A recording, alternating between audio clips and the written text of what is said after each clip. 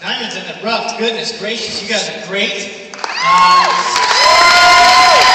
going to try to not be up here that long because I just want to rock out with you guys more. I don't even know if I'm going to have any voice because I've been singing this whole time. As you can see, I love to dance and sing, not dance well, obviously. But just want to get up there for a second. Tony, thank you so much for inviting me here. I'm so proud of you.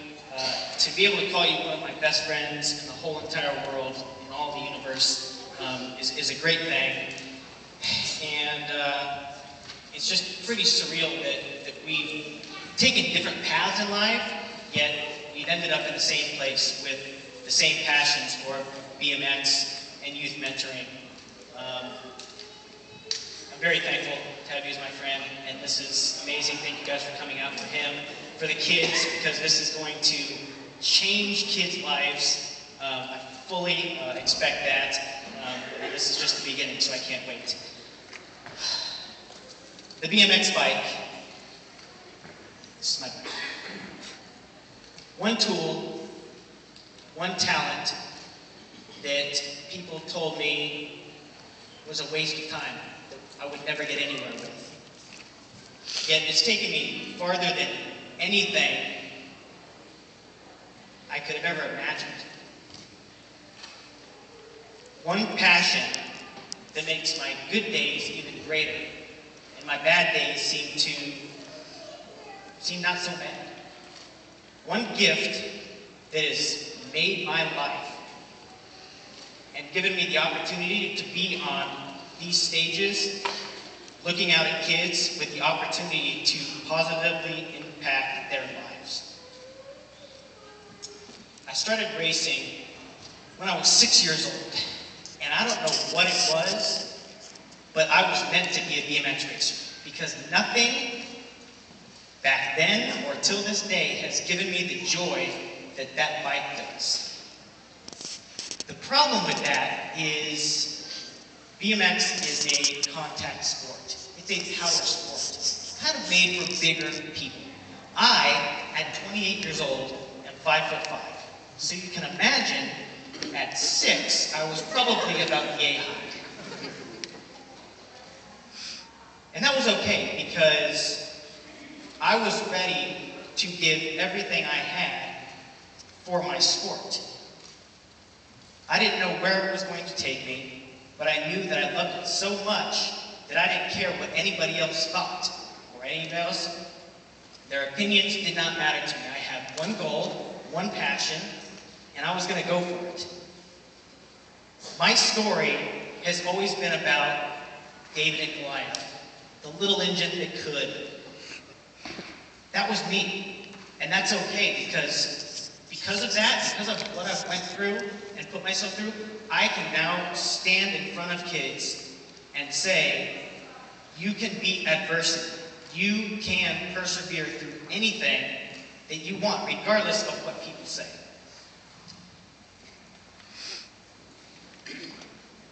BMX, I was defined by BMX.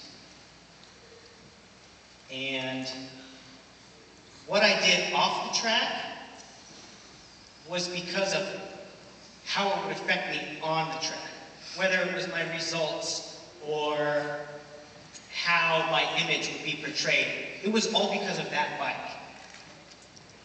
Never drank, don't smoke, don't cuss. I'm like the goody two-shoes kind of kid. Always have been. Because of that bike. Of course, because of my great upbringing. But ultimately, because I had a higher goal. And I knew that that bike could take me there. So I was going to do everything that I could to reach my dreams, to make them come true. So I would be in school, and I would always try to get good grades. I would never try to get in trouble. That was just me. That was just how I lived my life. And the confidence that I had in school, outside of the track, was still because of that bike. Because I knew I had a higher purpose. So if you told me, in school, hey, this silly bike. And I had teachers tell me, what are you doing traveling to these races, racing this silly bike? It'll never get you anywhere. I knew that it would.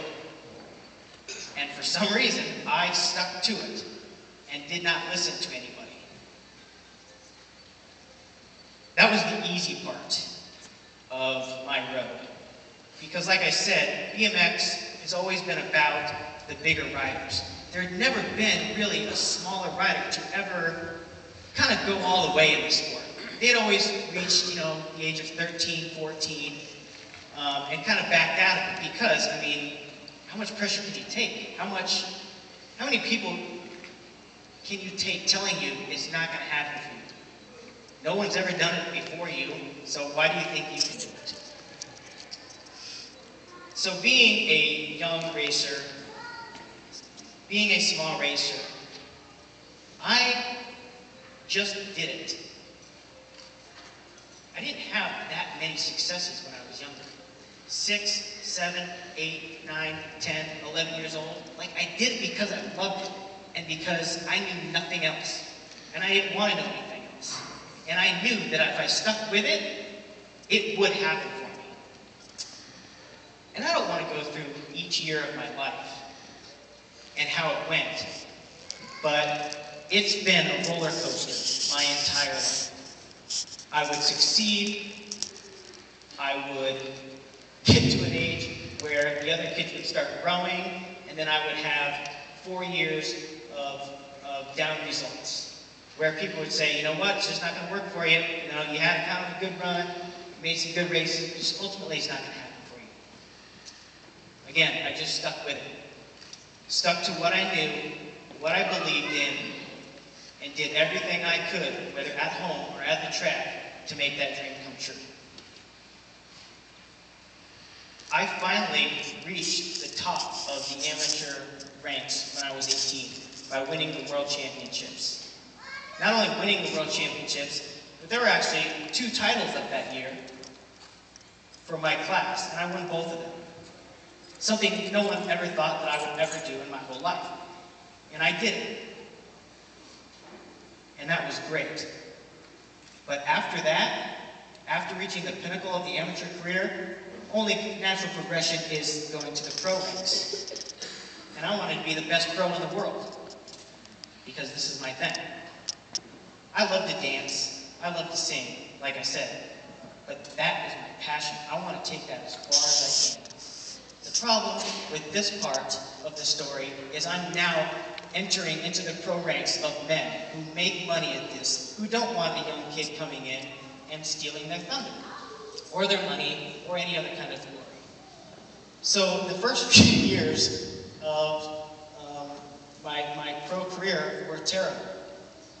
Actually, I wasn't going to say this, one of my best friends, Randy Stumphauser, I don't know if I'm pointing in the right direction of where you were sitting, but there you are.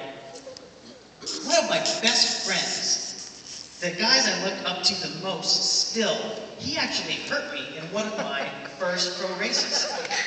I was out for 4 months because of him. And that's okay, I love you, buddy. Things happen for a reason. But the point is even with these setbacks, I continued on. And finally in 2006, I broke through again because of perseverance, because of the belief, and most importantly, because of other people. You have to realize, and many people don't, that you don't make yourself successful. It's because of other people's help. And I fully believe that I am where I am today because of other people. And it just happened for me. And it happened at the right time, with the right people watching at this particular part of my career. Because the 2008 Olympics were coming up, and this was going to be the first time that BMX was going to be entered into the Olympics. I wanted this because this was now not only the pinnacle of a pro career, but the pinnacle of the sport. Of my passion, this was it. And because I wanted it more than ever, I wanted to be at the Olympics. Those few years between 2006 and 2009 were unbelievable. 2007 national champion, 2008 Olympic bronze medalist.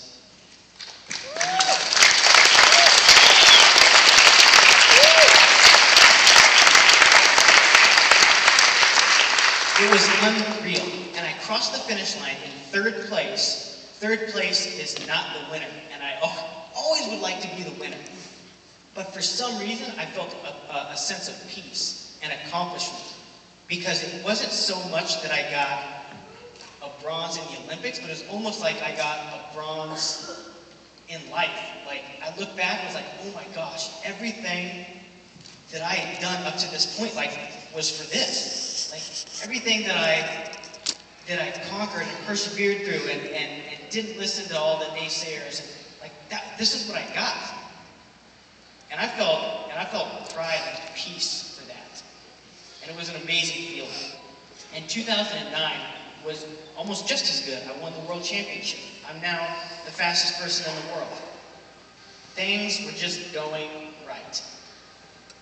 And I don't want to make this story too long, but 2010 came, and I didn't think that those downward spirals were going to happen to me anymore.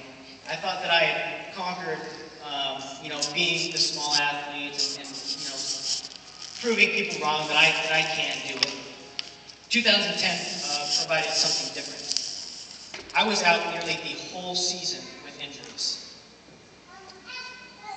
I hate talking about my injuries because every sport is dangerous, of course, and we're as protected as anybody can be. But at the Olympic level that we're racing, injuries do happen.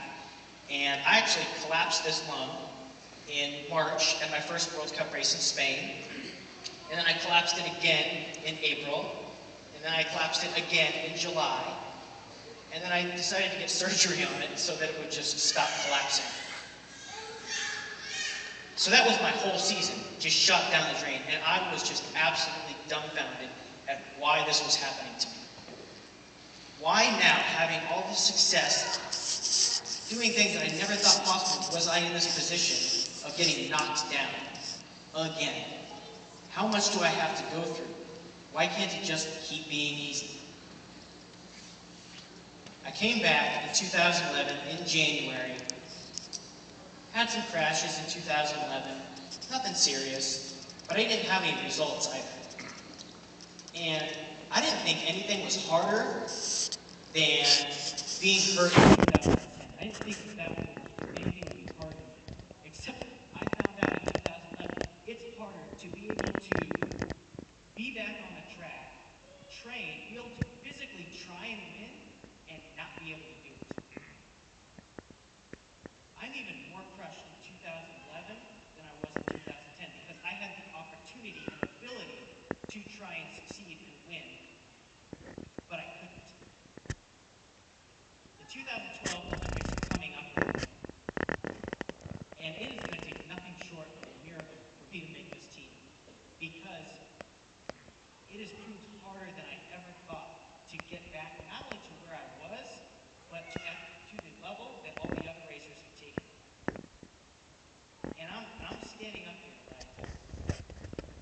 wondering what my purpose is. I know that it has to do with the bike, and I know that that's been put in my life for a reason, and I'm going to try my hardest to get to the Olympics, because not only for me, it gives me a great platform, just like Tony, to spread the word to kids, to never give up. So I don't know what's going to happen with my bike, or my injuries, or the Olympics. But I do know that I have a great friend in Tony, and with us both being so passionate about youth mentoring,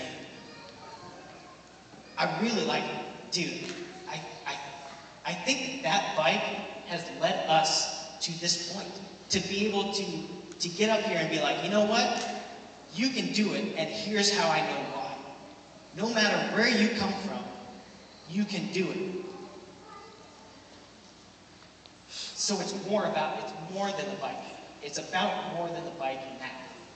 And I didn't think it was, but it is. And Tony and I decided to go to a school last October in conjunction with one of our races to speak together for the first time at this middle school, I believe. And I'm telling you, like, I've never really heard his story before, and I've thought my story was pretty impactful for a couple of reasons. Like I said, perseverance, overcoming adversity. But it only hit one group of people. When Tony and I got up to speak together, I spoke, he spoke, I'm sitting listening to him, just glossy-eyed with my mouth open going, oh my gosh, this is what it's about. These kids are now getting hit from every single direction. Nearly every single obstacle they could be facing has now been either talked about by Tony or myself. And again, like at that moment, I was like, man, this is what it's about. It's so much more than the bike. It's so much more than me now.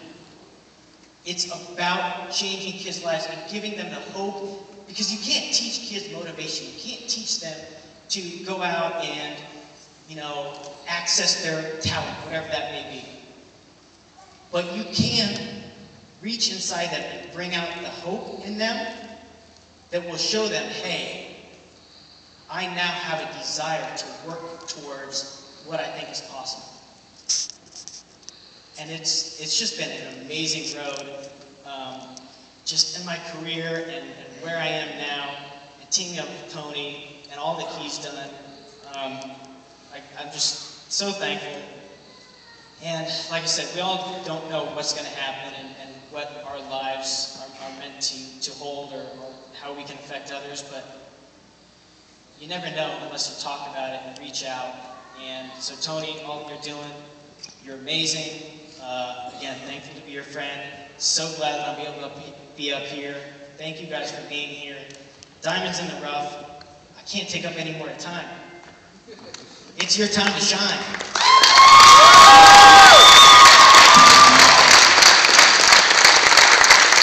Thank you all again, and I expect more people out here dancing this time around.